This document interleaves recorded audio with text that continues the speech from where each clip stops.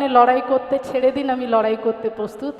কথা একটু কম বলি, তাই অল্প কথাই বলবো। যে আমি এক্ষুনি মঞ্চে শুনছিলাম কিছু লোকের নাম বলা হচ্ছিল, তাদেরকে বেশি গুরুত্ব দিয়ে লাভ আছে কি? আমরা তো তৃণমূল কংগ্রেস করি, আমরা মমতা বন্দ্যোপাধ্যায়ের লোক। মমতা বন্দ্যোপাধ্যায় যেভাবে উন্নয়ন করে যাচ্ছেন, সর্বধর্মের মানুষকে সামনে যেভাবে এগিয়ে নিয়ে যাচ্ছেন, আমার মনে হয় তৃণমূল কংগ্রেসের থেকে অন্যান্যদের নাম না নিলেই আমাদের মনে হয় মঙ্গল হবে। কারণ তাদেরকে বেশি গুরুত্ব দিয়ে লাভ নেই, গুরুত্ব হারিয়েছে। পাগল মানুষের কথায় বেশি উত্তর দিতে গেলে আবার গুরুত্ব বাড়বে।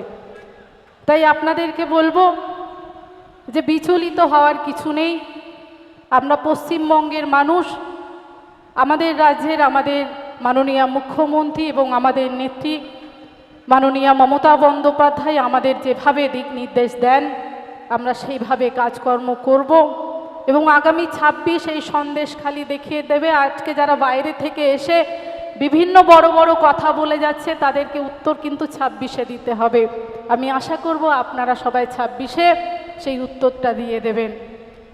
আমি আস্তে আস্তে দেখছিলাম যে বড় বড় কথা বলে যাওয়া হয়েছে যে পশ্চিমবঙ্গের বুকে আসলে নাকি লক্ষ্মীর ভাণ্ডার 3000 করে দেওয়া হবে। আমি তাদেরকে চ্যালেঞ্জ করছি, বিভিন্ন বিজেপি শাসিত রাজ্যগুলোতে আপনারা এখনো ক্ষমতায় আছেন, ক্ষমতা যদি থাকে 3000 টাকা করে চালু করে দিন, আপনারা তারপরে পশ্চিম বাংলার বুকে এসে কথা বলবেন। শুধু ভোট আসলে বড় বড় ভাওতাবাজি কথা বলে, ভোট পুরালেই শেষ হয়ে যায়।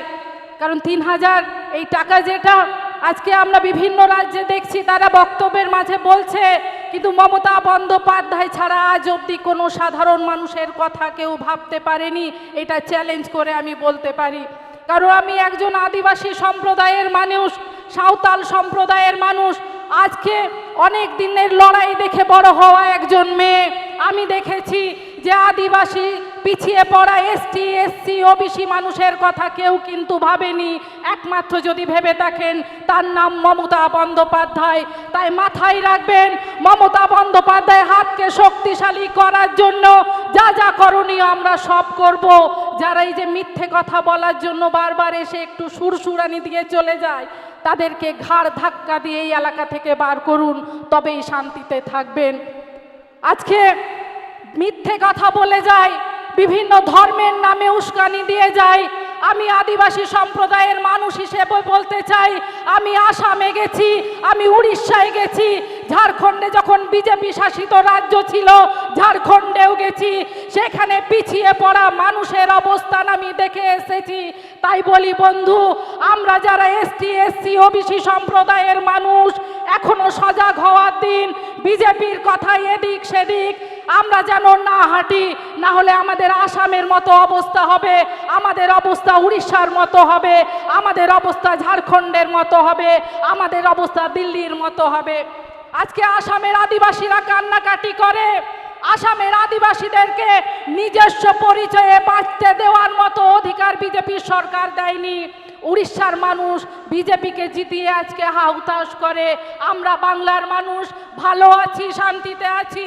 এভাবে যেন সর্বধর্মের মানুষ একসাথে আমরা এগিয়ে যেতে পারি, এই দিকটা সবাইকে নজর রাখার আহ্বান জানাবো। অনেকে আসবে, অনেকে বড় বড় কথা বলে যাবে, কিন্তু মনে রাখবেন দুঃখের দিনে যে মানুষটা আমাদের পাশে দাঁড়িয়েছেন, সেই মানুষটাই পরবর্তীকালেই আমাদের পাশে দাঁড়াবেন। আর আজকে যিনি কিছুদিন আগে সন্দেশখালি এসেছিলেন, তিনি কার দ্বারা পরিচালিত হয়ে বিভিন্ন দপ্তরে বসেছিলেন, তিনি সেই কথাগুলো ভুলে গেছেন। যদি প্রতিবাদ করতে হতো যখন মন্ত্রিসভার সদস্য ছিলেন, তখন কেন আপনিও একটাও প্রতিবাদ করেননি? তখন তো আপনি একাধিক জায়গায় বসে বসে নিজের আখেরটা গুছিয়েছেন, এখন মুখ্যমন্ত্রী হওয়ার স্বপ্ন দেখছেন। মনে রাখবেন, যেখানে আদিবাসী সম্প্রদায়, এসটি এসসি ওবিসি সম্প্রদায়ের মানুষজন মমতা বন্দ্যোপাধ্যায়ের হাতকে যতদিন শক্তিশালীভাবে ধরে রাখবে, আপনার মুখ্যমন্ত্রী হওয়ার স্বপ্ন ভেস্তে যাবে। তাই বাস্তবে আসার আহ্বান করব আপনাকে। আজকে বড় বড় ভাষণ দেয়, হিন্দুত্ববাদী নিয়ে বলতে থাকে। হিন্দুত্ব তিনিই মনে হয় সব থেকে বড় হিন্দু। আর বাদ বাকি যারা আমরা আছি আমরা উড়ে এসে নাকি জুড়ে বসেছি। তাই 26-এ তৈরি থাকুন, এই উড়ে আসা মানুষগুলোই আপনাকে জবাব দেবে। পশ্চিমবঙ্গের বুকে একটাও যেন বিজেপি সিট না পায় সেই দিকে আমাদের অঙ্গীকার করতে হবে। নডে হেই সেটার একান আদিবাসী সান্তার হর যদি যাহাই মেনা পিয়া আপে কঠেন আর দাস জাহানি না এক কথাতে বিজেপি এক কথাতে হানতে নাতে আলোবন তারাম্মা চেতা সে আবহাওয়া জেত আবহাওয়া ধরম আবহাওয়া লাই লাকচার যদি বান্তা হইয়া বিজেপি নডেখন লাগা হইয়া চেতা সে আসাম দিসমরে বিজেপি আগক লাগা হচক আপনা উড়িষ্যারে আবো বাঙ্ক তাহে হচ আবন কানা। এই জন্য সবাইকে আমি বলি, আমি একজন আদিবাসী সম্প্রদায়ের মানুষ, আদিবাসী মা বোনেদের কথা বেশি করে বলতে চাই। কেউ ভাবেনি আমাদের কথা। আজ দেখুন জঙ্গলমহল শান্ত, আমরা জঙ্গলমহলের মানুষ মাথা উঁচু করে বসবাস করতে পারি। তার একটাই কারণ, মমতা বন্দ্যোপাধ্যায়ের আশীর্বাদ আমাদের মাথায় আছে। তাই আপনাদেরকেও বারবার বলতে চাই, অনেকে আসবে বিজেপির নেতারা ধর্মের সুরসুরি দেবে। আজকে দেখুন আমি এই মঞ্চে যদি দেখি সর্বধর্মের মানুষ আমরা এক ছাদের তলায় বসবাস করছি, এক ছাদের তলায় এসে আমাদের কথা বলতে পারছি।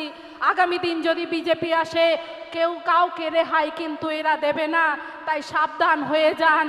বিজেপি শূন্য এই সন্দেশ খালি উপহার দিন আমাদের নেত্রী মাননীয়া মমতা বন্দ্যোপাধ্যায়ের হাতে, আমাদের নেতা অভিষেক বন্দ্যোপাধ্যায়ের হাতে। আমরা কিন্তু তখনই সবাই ভালো থাকব, সুস্থ থাকব এবং শান্তিতে থাকব।